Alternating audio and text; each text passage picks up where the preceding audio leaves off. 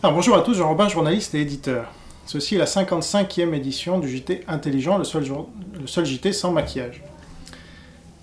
Donc, c'est pour vous parler cette fois de l'affaire Wiesel, puisqu'Elie Wiesel est mort.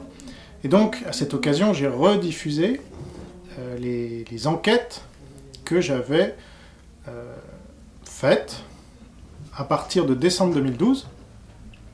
J'ai publié ma première enquête le 24 décembre 2012, jusque dans l'année 2013. Voilà, à l'occasion de sa mort, j'ai dit, bon, Elie Wiesel n'aura pas eu le courage d'avouer ses mensonges avant de mourir. Et je rappelais que, en 2012, fin 2012, j'avais lancé un appel à la communauté juive déjà, et puis à tous ceux qui se sentaient proches d'elle et de son histoire et de la Shoah, pour rentrer en contact avec Elie Wiesel et l'inciter à avouer. En tout cas, déjà à répondre à mes questions, puisque, comme vous le savez, si vous avez suivi ces enquêtes, je suis rentré en contact avec Elie Wiesel via son assistante dans sa fondation, là, à New York, je crois, aux États-Unis en tout cas, et elle m'a raccroché au nez. J'avais été très clair sur ce que je voulais lui demander, et non. Donc, tout ça ne faisait qu'ajouter, parce que ça m'a été reproché évidemment, tu n'as pas pris contact avec Elie Wiesel, bah si, donc c'est toi qui n'as pas pris connaissance des faits. Bref. Alors, je vous en parle pourquoi, pas pour en rajouter une couche, mais parce qu'il s'est passé des choses suite à cet article qui était pourtant un simple article de reprise d'enquête que j'avais faite il y a plusieurs années. Mais j'ai eu l'audace de poster cet article sur un groupe dans lequel je poste régulièrement plusieurs articles par semaine depuis des années, qui est le groupe des Amis de Guy Millière, qui est un de mes auteurs et dont j'ai édité 3 livres, dont un sur Israël. Vous allez voir pourquoi c'est important, parce que franchement on atteint des sommets. Alors ce groupe s'est déchaîné contre moi, en tout cas certains dans ce groupe, bon il y a 4500 membres, mais il y avait des gens dans ce groupe qui ont menacé de quitter le groupe si j'y restais, ou si l'article n'était pas supprimé, ou si je n'étais pas traduit en justice, ou etc. Et alors les administrateurs ont argué du fait que Guy Millière n'était pas là, il était aux États-Unis, et donc il devait attendre, je sais pas quoi, et apparemment ils n'ont pas attendu trop longtemps, parce qu'ils m'ont viré, sans plus de ménagement, ni d'information, puisque je n'ai pas été informé, notifié, comme on dit, de la part de gens qui, il y a plusieurs années, m'avaient dit « Jean, est-ce que tu veux bien venir poster dans ce groupe quand il n'y avait que quelques centaines de membres ?» Voilà, maintenant il y en a 4500, j'y ai largement contribué, mais non, c'est pas grave.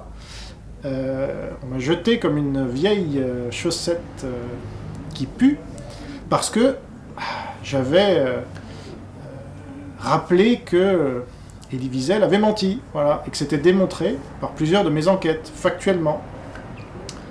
Voilà, et enquêtes qui venaient corroborer les premières révélations d'un déporté à Auschwitz qui n'avait pas peur, lui, de montrer son tatouage. Il s'appelle Niklas Gruner. Je ne sais pas s'il est toujours vivant, parce que ça, vous ne le verrez pas dans les médias s'il meurt, hein, c'est sûr. Et lui avait été le premier, depuis 20 ans, plus de 20 ans, à mettre en cause Elie Wiesel. Et donc, j'avais eu vent, moi, de cette affaire via Alain Soral. Pardon, Alain Soral. C'est quand je prononce son nom, je tue un peu. Donc, c'est Alain Soral, dont je m'occupais à l'époque. Je m'occupais pas comme une nounou, je sais pas quoi, mais non, je m'occupais de son cas, c'est-à-dire j'étais en train de démontrer que c'était un faussaire, lui aussi, un menteur, et un antisémite, un négationniste, enfin tout ce que vous voulez. Et donc c'est dans une de ses vidéos qu'il a parlé de cette histoire d'Elie Wiesel, sans mentionner Niklas Gruner. Donc moi j'ai fait mon enquête et j'ai trouvé qu'il y avait eu ce déporté, donc je me disais, bon, c'est pas quelque chose qui est colporté simplement par un négationniste, et donc ça mérite une enquête. Parce qu'après tout, si les négationnistes en font leur beurre, j'ai bien envie de leur couper l'herbe sous le pied, soit en démontrant que Elie Wiesel ne ment pas, soit en démontrant qu'il ment, mais donc s'il ment, c'est le mensonge d'un homme. On ne peut pas s'en servir pour mettre en cause la Shoah, puisque c'est pas la même chose. Dans mon esprit, Elie Wiesel, ce n'est pas la Shoah, d'accord ? Mais dans l'esprit des négationnistes, Elie Wiesel, c'est la Shoah. C'est la même chose. Si vous critiquez l'un, vous critiquez l'autre. Si vous niez l'un, vous niez l'autre. Voilà. Alors, ça peut se comprendre quand on a affaire à des esprits dérangés, comme celui d'Alain Soral et de ses copains, qui disent ah ben, Elie Wiesel a menti, donc la Shoah n'a pas existé. Vous voyez, ça c'est moins compréhensible quand on a affaire à des pro-israéliens qui disent Elie Wiesel a dit la vérité, donc la Shoah a existé. Vous voyez. Alors là, on se dit, mais attendez, la Shoah dépend d'un seul homme, du témoignage d'un seul homme, du témoignage plus que douteux, même quand on n'a pas lu mes enquêtes. Déjà, c'est plus que douteux. Même Claude Lanzmann, sur France Inter, dimanche matin, donc dimanche 3 juillet, à 7h45 sur France Inter, Elie Wiesel vient de mourir, Claude Lanzmann, autre représentant de la Shoah en France,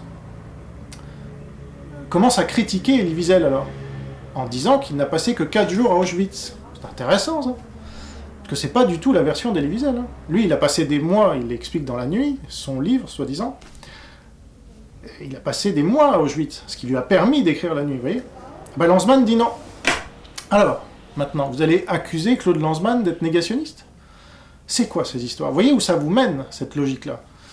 Donc, c'est pour réagir à ce vent de folie, et qui m'a fait comprendre quand même un certain nombre de choses que je voulais faire ce JT intelligent. Parce que, qu'est-ce qui m'a fait comprendre ?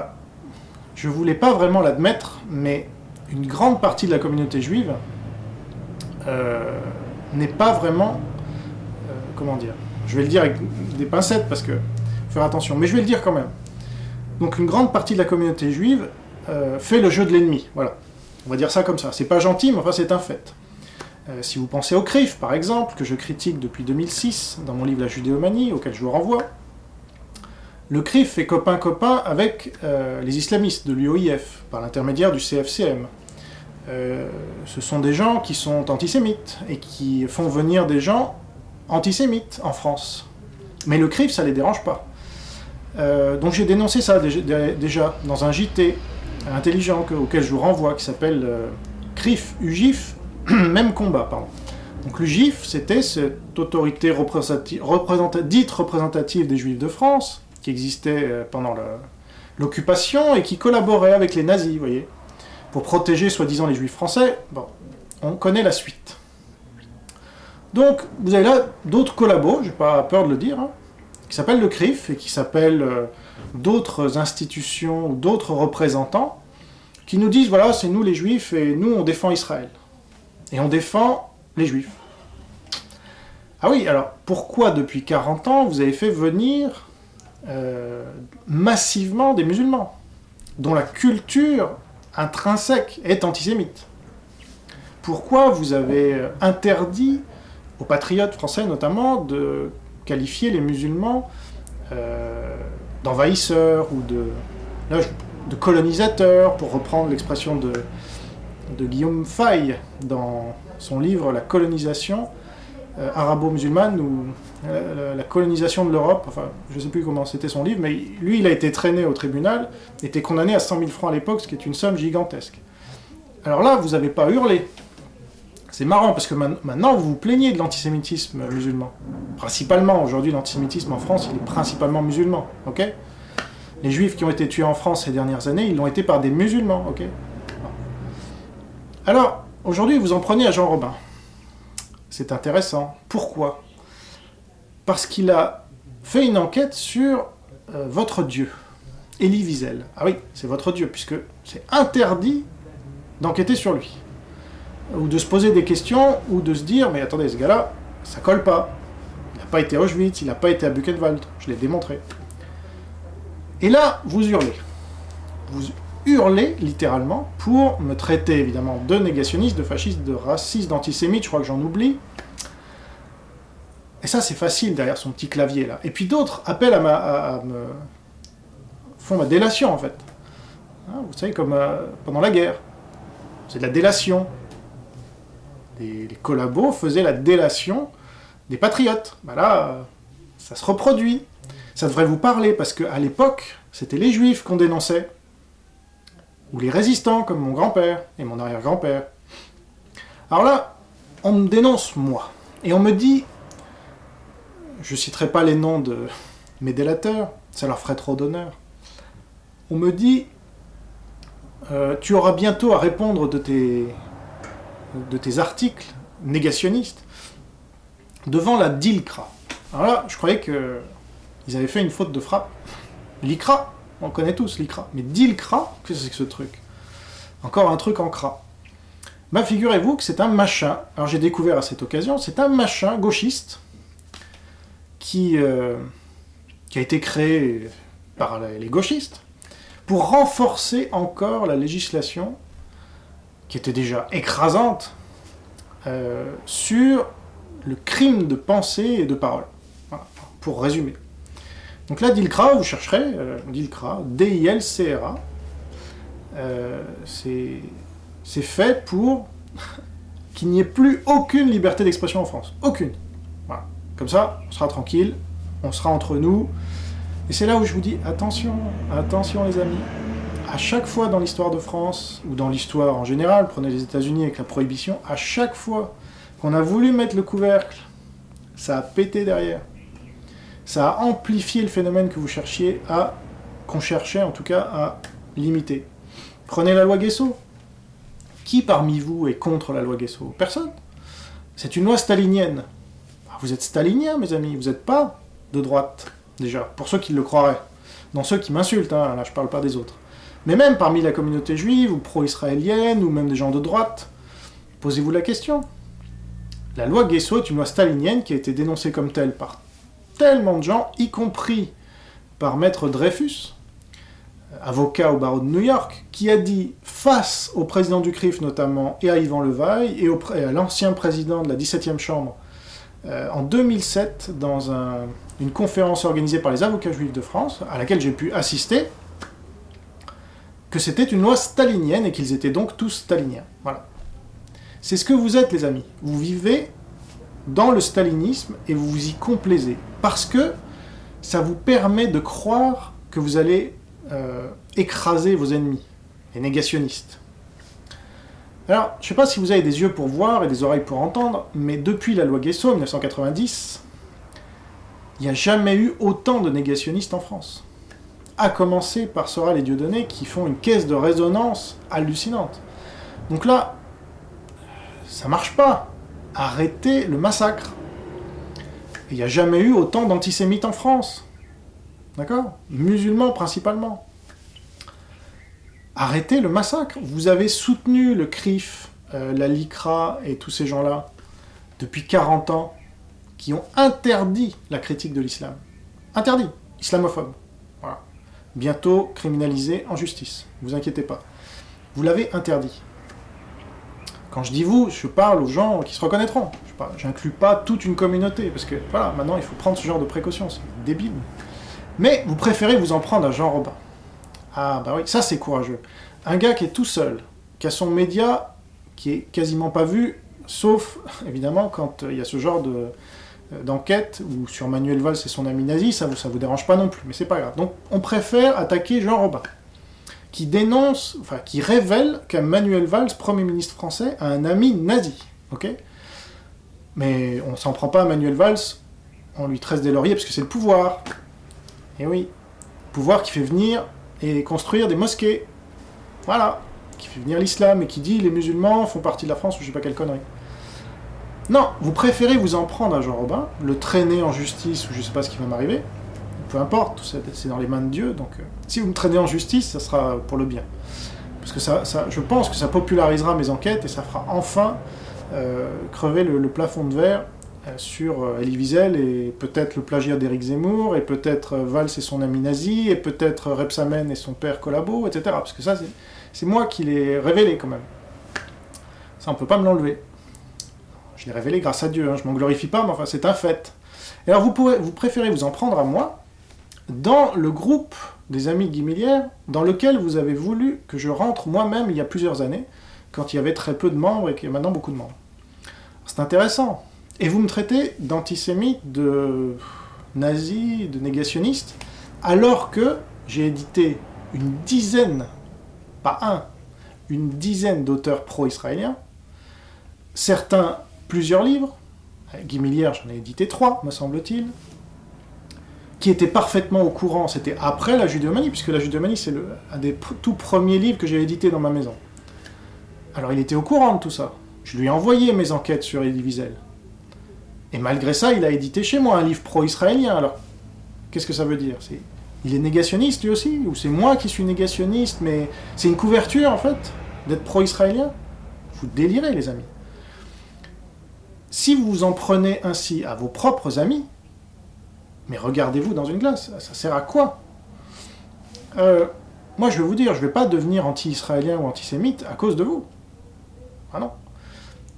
Moi, le fait que je défende Israël ou que je défende les Juifs, ça ne vient ni d'Israël ni des Juifs.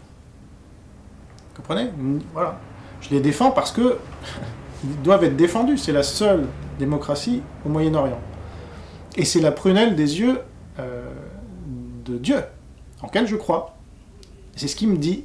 Et l'Ancien Testament, il est bien reconnu dans le Nouveau Testament. Et moi, je suis chrétien. Donc ne comptez pas sur vos insultes pour me faire changer. Je défendrai toujours la mémoire du peuple juif, le peuple juif, vivant ou mort. Là, je parle des vivants et des morts, je ne parle pas de moi étant vivant ou mort. Donc, je ne sais pas ce que vous cherchez. Est-ce que vous n'avez toujours pas compris que Dieudonné et Soral étaient les enfants de la loi Guessot? C'est vous qui les avez enfantés en soutenant cette loi inique, liberticide et stalinienne. Et aujourd'hui, vous les montrez du doigt. Salauds, antisémites, négationnistes. Ah bon? Mais vous n'avez jamais aucune responsabilité, évidemment. Là, vous assimilez Elie Wiesel et la Shoah. Donc vous faites comme les négationnistes. Vous dites, si Wiesel dit faux, la Shoah n'existe plus. C'est ce que vous dites. Alors vous dites dans l'autre sens, si Wiesel dit vrai, c'est que la Shoah est vraie. Et donc on n'a pas le droit de toucher à Wiesel comme on n'a pas le droit de toucher à la Shoah. Loi Guessot, pas d'historien. Mais vous pensez défendre quoi? La Shoah? Non. Vous défendez les négationnistes, les amis. Regardez sur Internet, regardez dans la rue, regardez dans la vie. Vous trouvez qu'il n'y a pas d'antisémites? Il n'y a pas de négationnistes? Mais vous êtes aveugle ou quoi?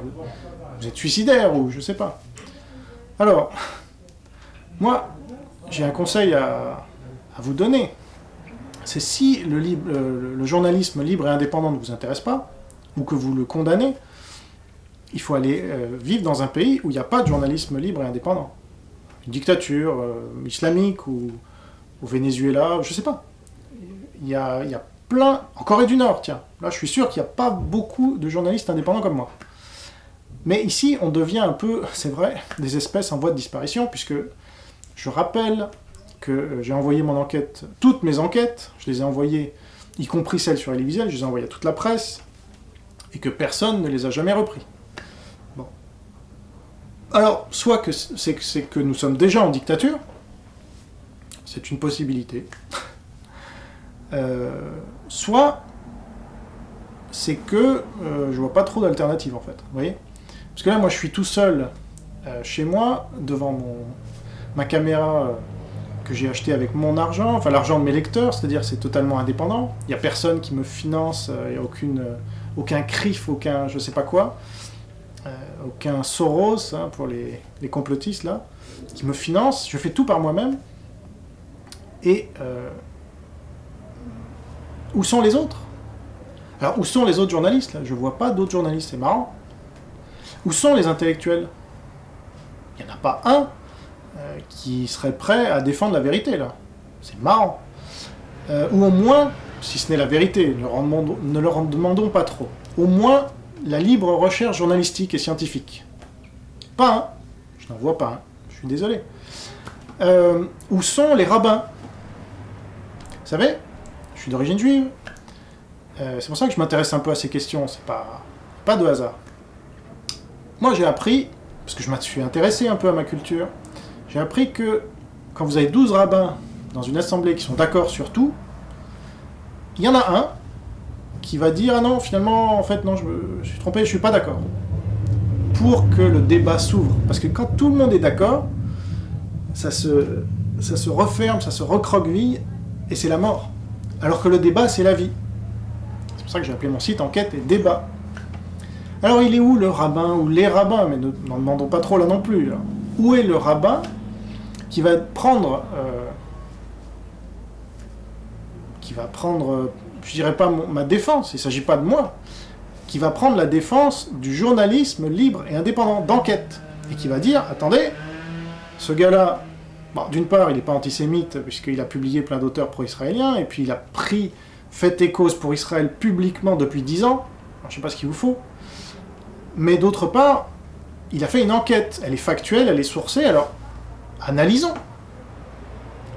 Allons demander à Elie Wiesel, c'est un peu tard, moi c'est ce que j'avais demandé de son vivant, personne n'a voulu m'écouter. Bon, peut-être que c'est un peu mon espoir, un peu fou, je vous l'avoue, mais que des gens, rabbins, intellectuels, journalistes,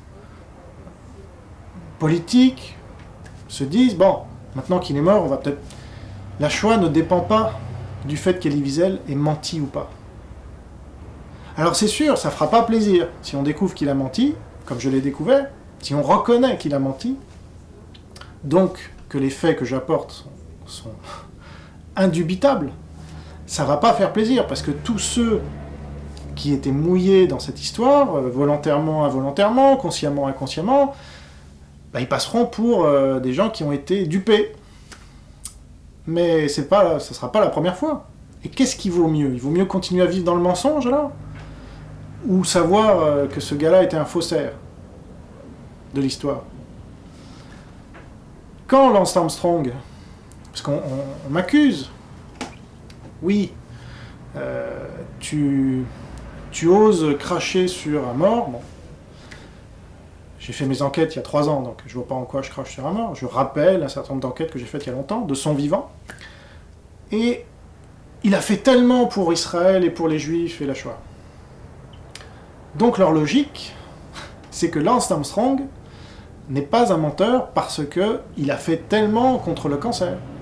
Et que ceux qui sont contre Lance Armstrong, ou les journalistes qui ont démontré qu'il a menti, sont pour le cancer. Mais oui, vous n'aviez pas réalisé ça. Mais c'est votre logique, les gars. Désolé. Un homme, c'est faible.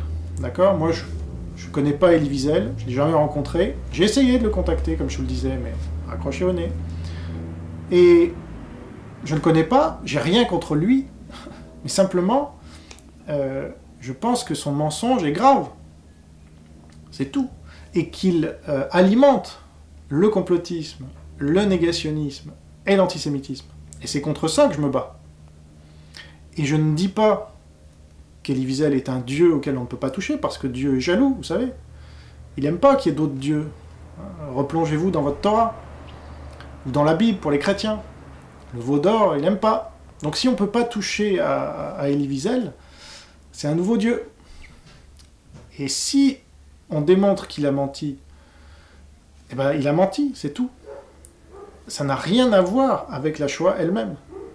Rien. Ça a à voir avec les hommes, d'accord, qui se sont fait berner, soyons gentils, par Elie Wiesel, comme d'autres se sont fait berner par Madoff, dont Elie Wiesel.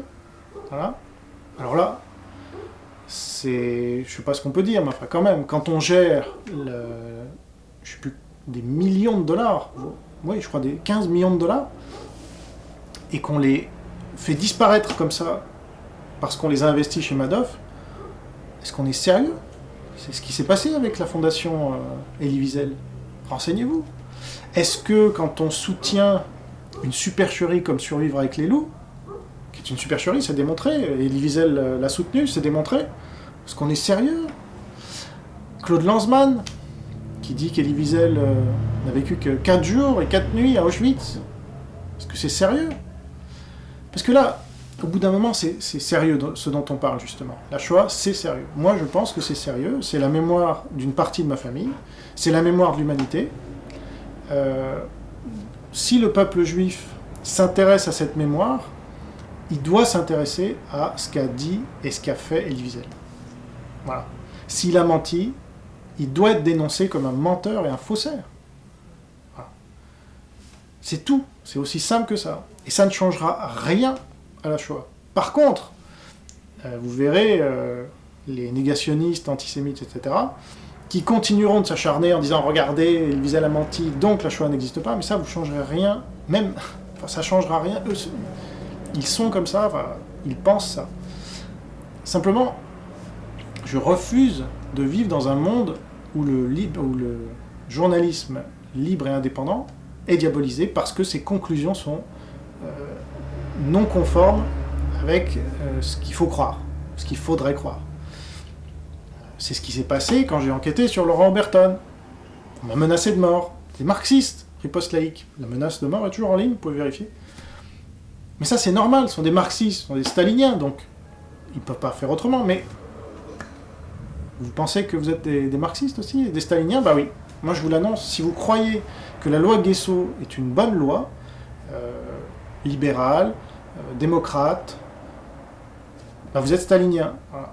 Et donc, c'est ce qui fait que la France aussi va dans le mur. C'est qu'une trop grande partie de la communauté juive, qui n'est pas omnipotente et tout ce que vous voulez, n'est pas dominante en France, ça c'est le délire des antisémites, mais qui n'est pas non plus de sous-zone et de seconde catégorie, elle a son poids. Si la France, depuis 40 ans, dérive autant vers le marxisme et l'islamisme, donc l'antisémitisme, eh bien, c'est parce que les représentants de la communauté juive, une grande partie, une majeure partie des représentants de la communauté juive depuis 40 ans, y ont concouru. Je ne dis pas qu'ils en sont pleinement et totalement et entièrement responsables, comme les antisémites, ça c'est ce que disent les antisémites d'ailleurs. Les antisémites ne reprochent pas à la communauté juive d'avoir islamisé la France, c'est souvent des musulmans ou islamophiles. Mais, vous m'avez compris, la LICRA, le CRIF, l'UEJF, tous ces gens-là, ce sont des gens de gauche, staliniens, qui soutiennent une loi stalinienne comme la loi Guesso, qui ont contribué à islamiser la France, puisqu'ils ont incité les politiques à ouvrir les vannes, sans voir que l'antisémitisme était principalement musulman en France, et allait le devenir de plus en plus. Donc les BHL qui sont invités à chaque réunion, grande réunion du CRIF, comme j'avais pu le voir moi en 2011 par exemple, alors lui on va rien lui reprocher. À SOS Racisme non plus, mais c'est la même clique, excusez-moi.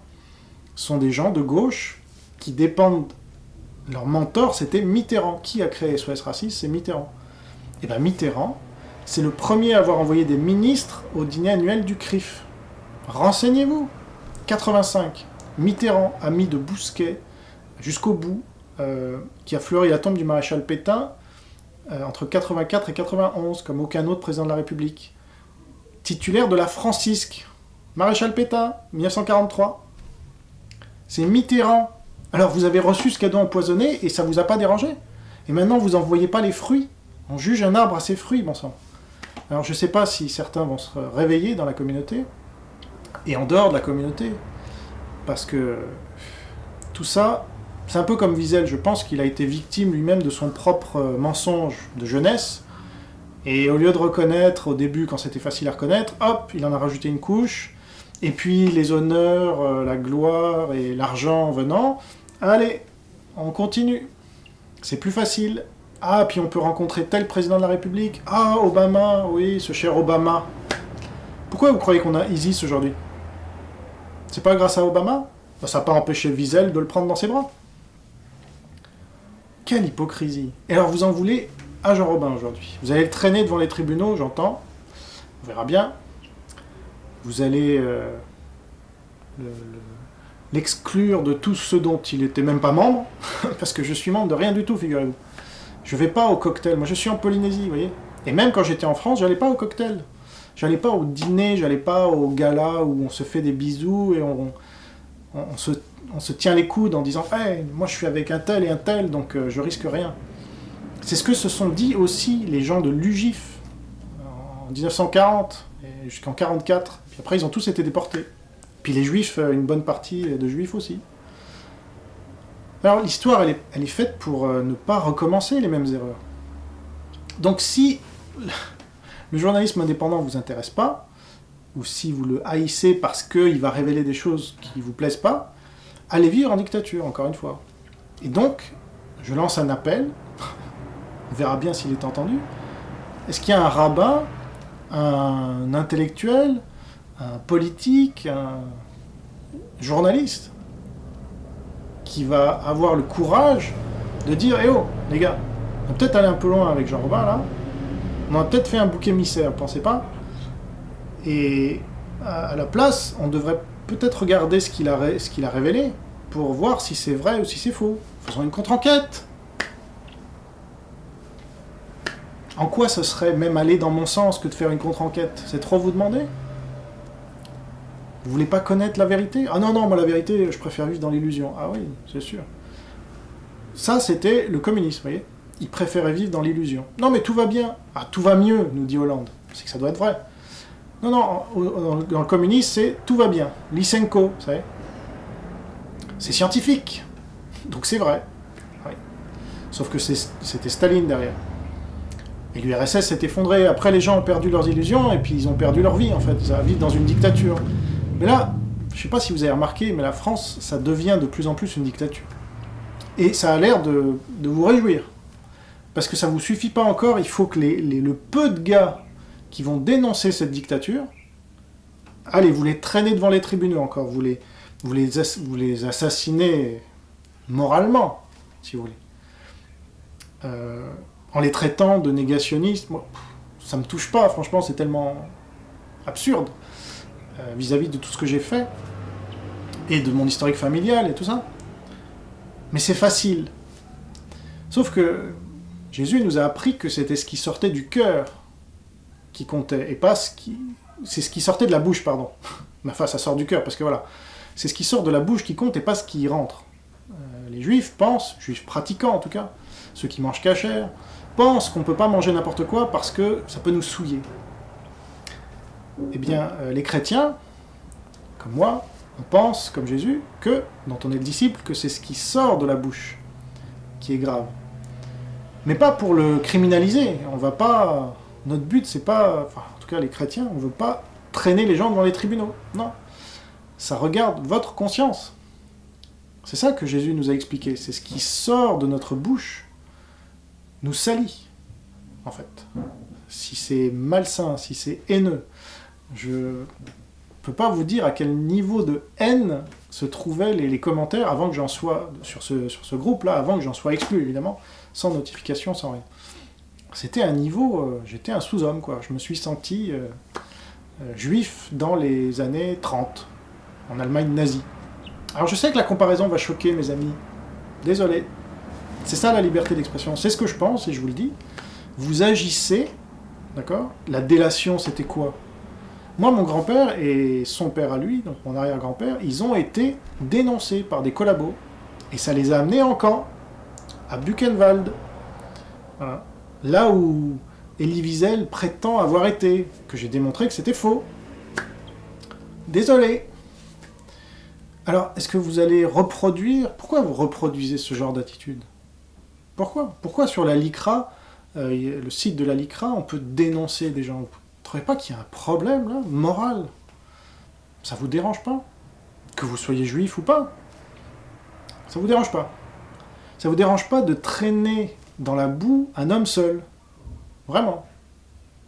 Qui fait ce qu'il peut avec sa caméra, son site, et qui met de son propre argent pour faire une enquête. Que personne ne fait. Qui est factuelle, qui est vérifiable, enfin... Ça vous dérange pas, vous n'avez pas un petit problème de conscience, là. Non ? Bon. Bah écoutez. Sur ce, je vous laisse avec votre conscience, et moi avec la mienne, et on verra bien où tout ça nous mène. Merci d'avoir suivi JT Intelligent, et à bientôt pour une prochaine édition. Au revoir.